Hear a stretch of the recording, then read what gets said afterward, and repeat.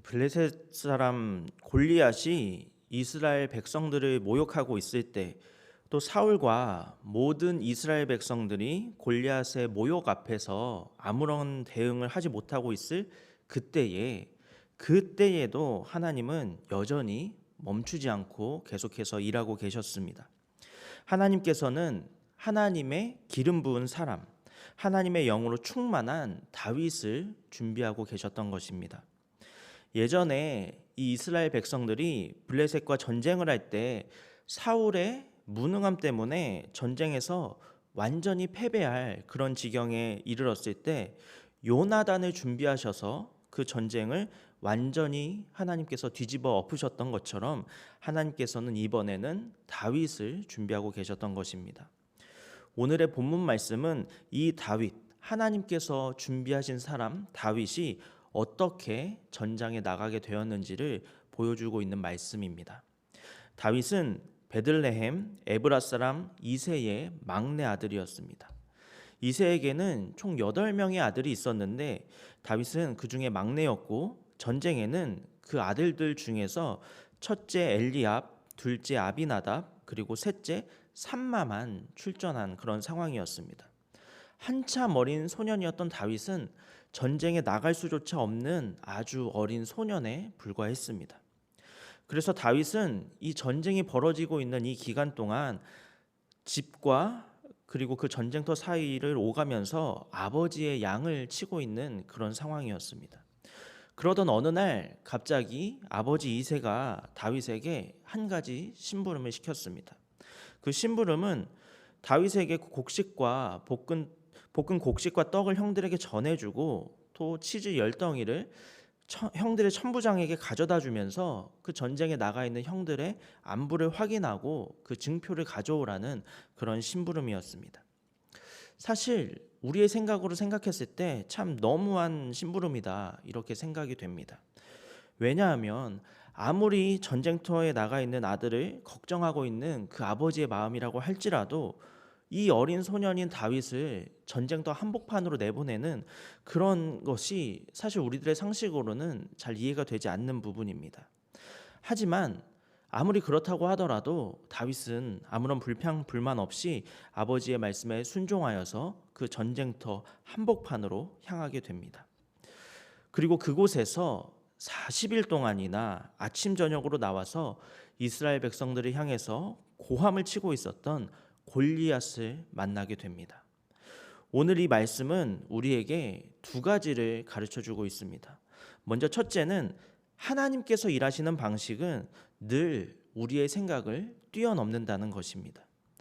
당시 이스라엘 백성들은 굉장히 큰 위기에 직면한 상태였습니다. 키가 3m나 되는 그런 거인이 40일이라는 아주 긴 시간 동안 이스라엘 백성들을 향해서 소리치고 모욕하고 협박을 하고 있는데, 도무지 이 상황을 돌파할 수 있는 돌파구가 보이지를 않는 것입니다. 용기를 내어서 그 거인과 맞서 싸우자니 죽을 것만 같고, 또 그렇다고 마냥 숨어서 지내자고 하자니 그 매일 당하는 모욕과 협박 때문에 병사들의 사기는 나날이 떨어져 갔고, 점점 더 두려움에 사로잡히게 되는 그런 악순환이 반복될 뿐이었습니다. 이처럼 사울과 이스라엘 백성들은 사면초가의 상황에 직면해 있었습니다. 사람의 힘과 지혜로는 도저히 해결할 수 없는 절망적인 상황을 마주했을 때 하나님께서는 아무도 예상하지 못한 그런 방법으로 일을 하고 계셨습니다. 하나님께서는 아직 너무나 어려서 전쟁에 참여할 수조차 없었던 작은 소년 다윗을 통해서 그 상황을 해결하고자 하셨습니다.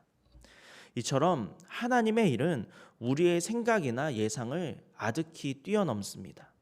이사야서 55장 8절과 9절 말씀은 우리에게 이렇게 선포하고 있습니다. 이는 내 생각이 너희의 생각과 다르며 내 길은 너희의 길과 다름이니라. 여호와의 말씀이니라. 이는 하늘이 땅보다 높음같이 내 길은 너희의 길보다 높으며 내 생각은 너희의 생각보다 높음이니라. 아멘. 이처럼 우리의 하나님께서는 우리가 미처 생각하지도 못하는 그런 놀라운 계획과 방법으로 우리의 인생을 역전시키는 분이라는 사실을 믿으시기 바랍니다. 이것이 바로 우리가 하나님을 신뢰할 수 있는 이유입니다. 또 오늘 말씀을 우리에게 주는 두 번째 가르침은 우리는 우리가 서 있는 자리에서 최선을 다해서 살아야 한다는 것입니다. 작은 소년이었던 다윗은 그가 블레셋 장군 골리앗과 맞서 싸우게 될 것이라는 사실을 전혀 짐작조차 하지 못했습니다. 그저 조금은 너무하다 싶은 아버지의 말씀에 순종했을 뿐이고 하루하루 하나님과 동행하면서 그저 자기에게 주어진 일에 최선을 다해서 살았을 뿐입니다. 하지만 하나님께서는 이처럼 하루하루 하나님을 바라보고 하나님과 동행하는 삶을 살았던 다윗을 통해서 하나님의 구원의 역사를 이루셨습니다. 이처럼 하나님은 우리가 일상 속에서 충실하게 살아갈 때 우리가 미처 생각지도 못했던 그런 방법으로, 그런 계획으로 우리를 인도하시고 하나님의 귀한 일에 우리를 사용해 주십니다. 그러므로 우리가 기억해야 할 것은 우리에게 주어진 오늘 하루를 최선을 다해서 살아야 한다는 것입니다. 우리가 주님 앞에서 주님과 동행하면서 주님의 뜻을 구하며 하루하루 충실히 살아갈 때에 하나님께서는 우리의 삶을 인도하셔서 하나님의 귀한 일들을 이루어 가실 것입니다. 우리가 그 하나님의 귀한 일들의 열매를 볼 수도 있지만 어쩌면 그 열매를 보지 못할 수도 있습니다. 하나님의 일하심을 우리가 깨달을 수도 있지만 어쩌면 우리가 깨닫지 못할 수도 있습니다. 하지만 분명한 것은 하나님께서는 하나님과 동행하며 하루하루의 삶에 최선을 다하는 우리의 삶을 통해서 주님의 일과 주님의 뜻과 계획을 이루어 가신다는 사실입니다. 이것을 믿는 사람이 지금 자기가 서 있는 곳에서 최선을 다해서 살아갈 수가 있는 것이고 바로 그 사람을 하나님께서 사용하신다는 사실을 믿으시기 바랍니다. 사랑하는 성도 여러분, 오늘의 말씀을 기억하시기 바랍니다. 하나님께서는 우리가 생각지도 못한 방법을 통해서 우리의 삶을 역전시키시는 분이십니다. 사람의 얄팍한 지혜와 지식으로 하나님을 규정짓고 하나님의 능력을 제한하지 마시기 바랍니다. 크고 광대하시고 무한하신 하나님을 신뢰하고 기대하며 우리가 서 있는 이 자리에서 하루하루 주님의 뜻을 구하며 최선을 다해서 살아가시기 바랍니다. 우리가 그렇게 살아갈 때에 주님께서는 놀라운 주님의 방법으로 우리의 삶을 역전시키시고 우리의 삶을 통해서 주님의 뜻을 이루실 것입니다. 그 놀라운 주님의 계획에 믿음으로 동참하시는 저와 여러분이 되시기를 바랍니다. 함께 기도하겠습니다. 살아계신 하나님, 우리가 하루하루를 살아가면서 마주하게 되는 수많은 문제 앞에서 우리는 너무나 작고 미약한 존재임을 고백합니다. 우리를 찾아오는 그 문제의 시선을 빼앗겨서 주님을 바라보지 못하고 골리앗 앞에 선 이스라엘 백성들처럼 두려워하기도 했습니다.